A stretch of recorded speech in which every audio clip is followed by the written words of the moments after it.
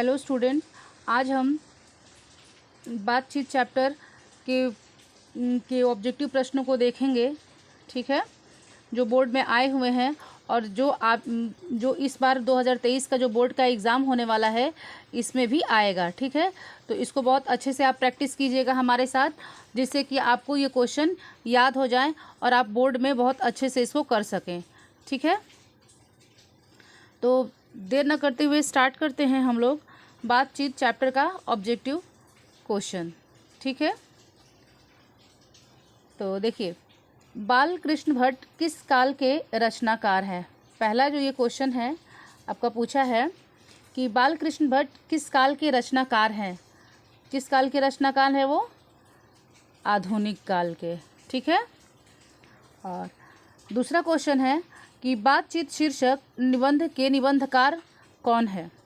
बातचीत शीर्षक निबंध के निबंधकार कौन है?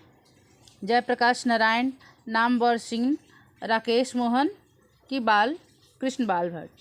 तो इसका सही आंसर है कृष्ण बाल भट्ट, बालकृष्ण भट्ट।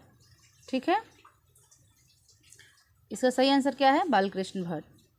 देखिए, तीसरा आंसर क्या है हम देखते हैं। जो तीसरा क्वेश्चन है हमारा वो है कि बालकृष्ण भट्ट किस युग के रचनाकार हैं। बालकृष्ण भट्ट किस युग के रचनाकार हैं? तो यह भारतेंदु युग के, द्विवेदी युग के, प्रेमचंद्र युग के, इनमें से कोई नहीं। यह बालकृष्ण भट्ट है, वो भारतेंदु युग के रचनाकार हैं। बहुत अच्छे से इसको सुनिएगा ताकि आपको याद हो जाए। ठीक है, बातचीत के माध्यम से बालकृष्ण भट्ट क्या बतलाना चाहते थे। जो बातचीत पार्ट है, चैप्टर है, इसके माध्यम से बालकृष्ण भट्ट हमें क्या बतलाना चाहते हैं। बातचीत की शैली, संवाद की शैली, भाषण की शैली, इनमें से कोई नहीं। बताइए क्या समझाना चाहते थे हम लोगों को। सही आंसर क्या है? बातचीत की शैली। हमें क्या समझाना चाहते थे वो? एक बातचीत की शैली। ठीक है, नेक्स्ट क्वेश्चन देखते हैं क्या है आपका। निम्नलिखित में से कौन सी रचना बालकृष्ण भट्ट द्वारा रचित नहीं है। देखिए, जब हम आपका पहला क्लास लिए थे उसमें बालकृष्ण की जीवनी पढ़ाए थे आपको। ठीक है, उसमें उनकी रचनाएं दी हुई थी, हमने आपको मुख्य मुख्य रचनाएं बोली थी याद करने के लिए। देखिए, उसी से आया हुआ है। पद्मावती, मेघदूत, बेडी संहार, मेघनाद का वध। ठीक है, कौन सा इनका है? सही उत्तर क्या है इसमें? सही उनका क्या है रचना इसमें? मेघदूत। ठीक है, क्या है? मेघदूत। आइए आगे बढ़ते हैं, आगे क्वेश्चन को देखते हैं। देखिए, छठा क्वेश्चन है कि इनमें से कौन सा उपन्यास बालकृष्ण भट्ट द्वारा रचित है। गोदान, मैला आंचल, अपने अपने अजनबी और 100 अजान एक सुजान।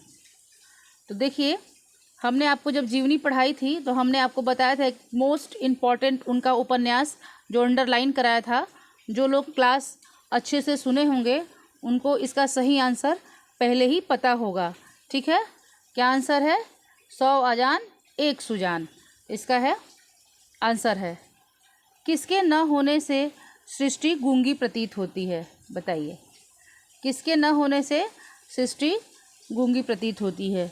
ये जब आप चैप्टर पढ़ रहे होंगे तो चैप्टर के पहले ही पैराग्राफ में इसका आंसर दिया था, हमने आपको बहुत अच्छे से बताया था इसको। किसके न होने से सृष्टि गूंगी प्रतीत होती है, तो इसका राइट आंसर है आपका वाक शक्ति। ठीक है, क्या है? वाक शक्ति। चलिए आगे देखते हैं, आगे क्वेश्चन देखते हैं।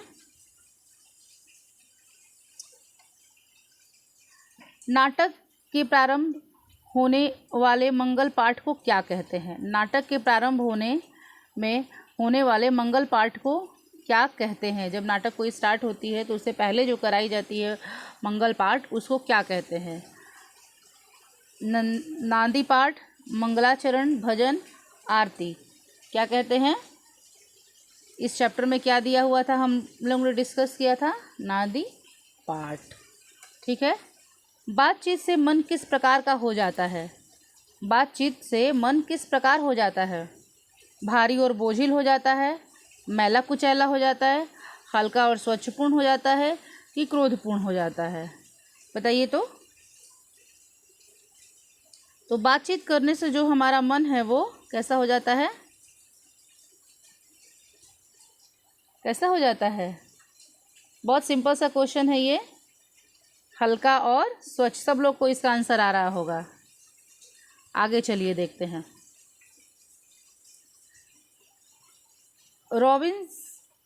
रॉबिन्सन क्रूसो को कब तक मनुष्य का मुख देखने को न मिला था? कितने सालों तक उन्होंने मनुष्य का मुख नहीं देखा था? रॉबिन्सन क्रूसो, जो इस चैप्टर में बताया था हमने आपको जब पढ़ाया था तब। कितने वर्ष तक? 16 वर्षों तक। ठीक है। बोलने से मनुष्य के रूप का साक्षात्कार होता है, यह किसने कहा था? बोलने से मनुष्य के रूप का साक्षात्कार होता है, यह किसने कहा था? Ben Johnson, Neil Johnson, Mark Johnson, Lynn Johnson. किसने कहा था इसको? सही आंसर क्या है इसका? देखते हैं, बेन जॉनसन। ठीक है। बालकृष्ण भट्ट ने किस पत्रिका का संपादन किया था? बालकृष्ण भट्ट ने किस पत्रिका का संपादन किया था? हुंकार, आर्याव्रत, प्रदीप, पंजाब केसरी। किसका किया था? बी, प्रदीप का। ठीक है। किसका किया था? प्रदीप का। आइए चलते हैं आगे, देखते हैं हम। देखिए, वही क्वेश्चन दोबारा, बहुत इंपॉर्टेंट है, हमने आपको बताया था।